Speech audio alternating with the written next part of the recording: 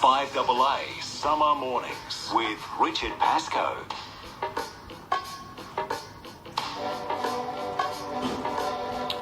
8 minutes past 11. Still plenty of time. Give us a call. Let me know what you think. My next guest, Rob Manning, co-founder of SOAR, which is Sustainable Oil Recovery and Remediation, and SA Water Innovation. Good morning, Rob. Good morning, Richard. Thank you very much for having me on. I say what a good job you've done over summer, and look forward to listening to you on Saturday afternoons as we move forward. You smooth talker, Rob. Algal bloom, Rob, that's why you want to come on this morning. 97% of the algal bloom could be fixed. Yeah, I wouldn't say fixed. One of the things that we've been very careful to do is work with the EPA and SARDI. Before the algal bloom happened, we were in South Australia working with Metropolitan Fire Service, having discussions with the Department of Mines and Energy.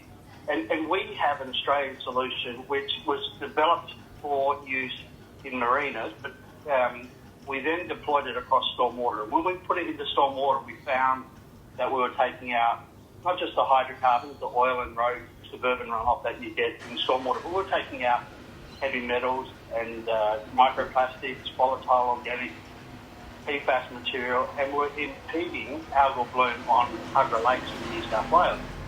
So we had worked with the CSIRO up at the Waste campus up there at Irvine, and we had decided that we'd set up South Australia Water Innovation to be a centre of excellence for water remediation, because the company SOAR had already opened SOAR India. We had already won prizes in Saudi Arabia for water remediation and for innovative approaches to how we can protect water. And South Australia made the obvious spot for us to set up our centre of excellence. So we communicated that to the state government. I got a letter from Premier Ioannidis in August when he knew that we were testing the dry road material, because we'd known it worked on blue-green algae. We wanted to see whether it could work on the Carenia strain.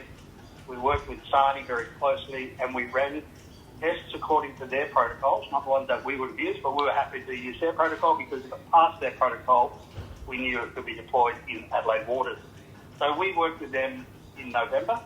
We had a series of tests on the bench top, and then in under what they call a conical tank test, where we drained some 1,000 litres of water through the material, and it removed, at the benchtop test, 96.3%, and the conical test immediately 75% under pressure, and then over a 2-hour period had reduced it by over 90.6%.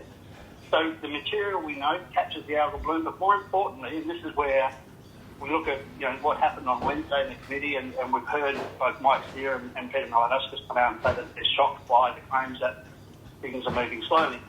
You have to understand that this algal bloom is of a proportion never experienced before. Yeah. It's a new rodeo for everyone. And the team at SARDI, I've got to say, Mike and his team have been extremely professional throughout. Their main focus was trying to get a handle on where this was, what it was, and how big it was, and then watch it as it reduced. Understanding how it was caused, it was a combination of a whole heap of things. Yes, the desalination plant went into full operations, but that's not what caused it. There was a flood that had come out through the Murray Mouth for the heavy rains that we've had in New South Wales and Queensland that come down through the Murray.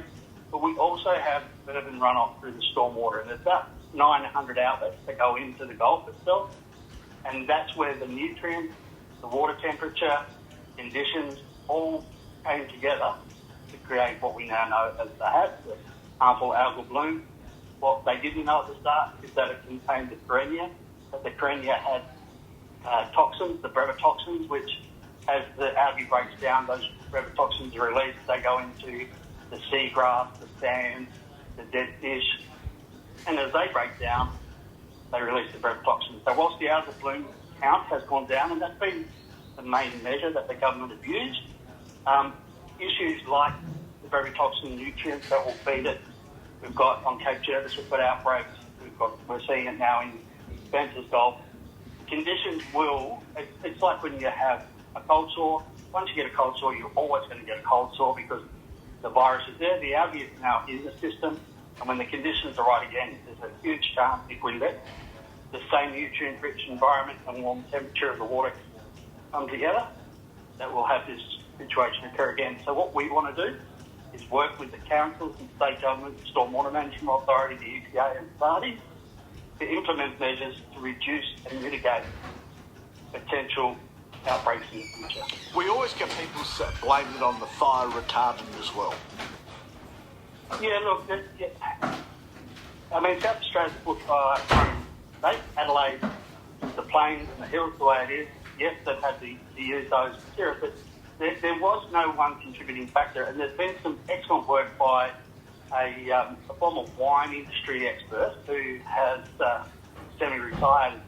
He has spent a lot of time in Whitlow, and he has documented beautifully the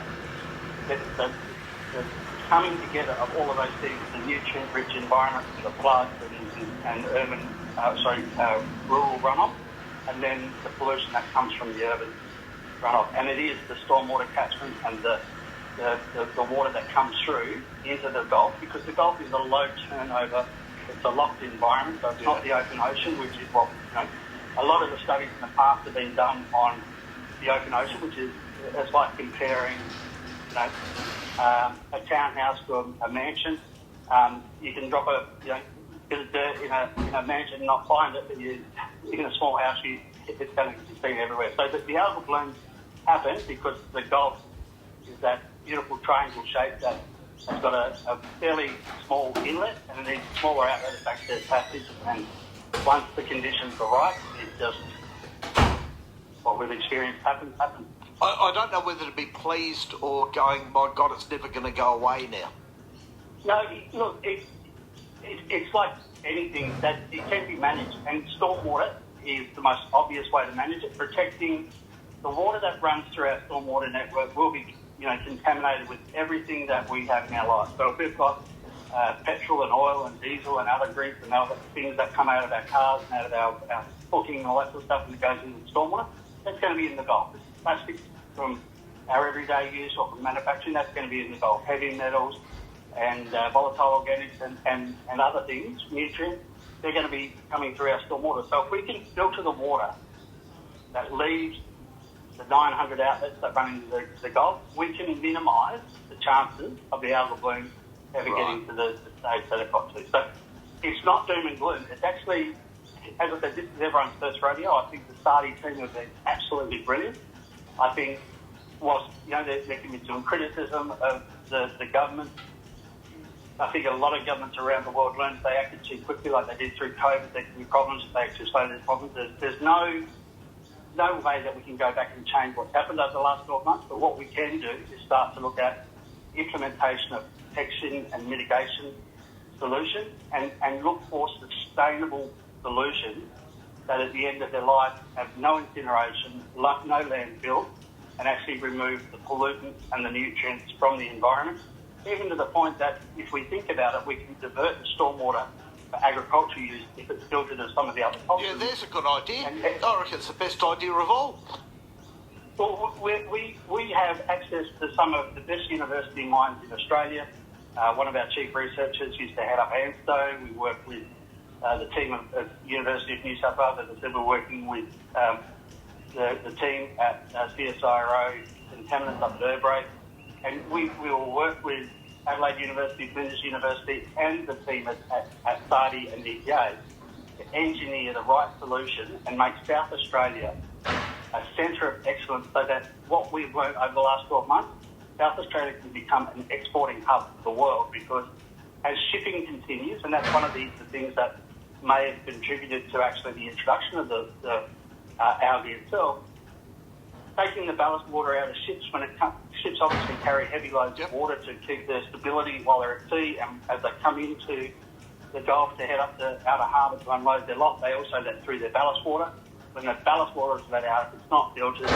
Any of the marine material in there or algae or other things are released into the ocean, and once again, because they've got an exclusion zone where they have to do it, the exclusion zone doesn't have a big wall, so if those are done in sufficient volume, they'll come up into the Gulf. And we have to look at mitigating all of the factors. As the Premier quite rightly said, it's not that my DSM are not looking for the results or the cause, sorry, it's not looking for the cause of this. They are, It's just that they want to make sure they get it right before they go and say it was this, this or this, because it's probably a case of it was a lot of things.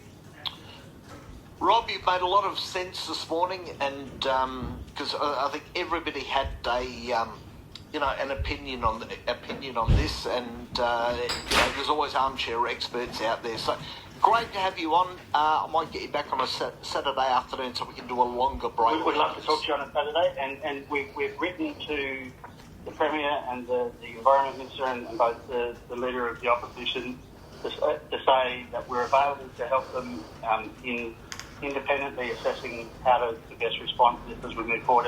We've been working with them since a couple of months after the bloom started. We were there in South Australia prior to the bloom starting. It is going to be the centre of excellence, and we'd love to walk hand in hand with the government to make it a world-class facility. Which is great. Rob Manning was my guest, co-founder of SOAR and SA Water Innovation. Rob, you have a good rest of the day. Excellent. Thank you, Richard. Thank you.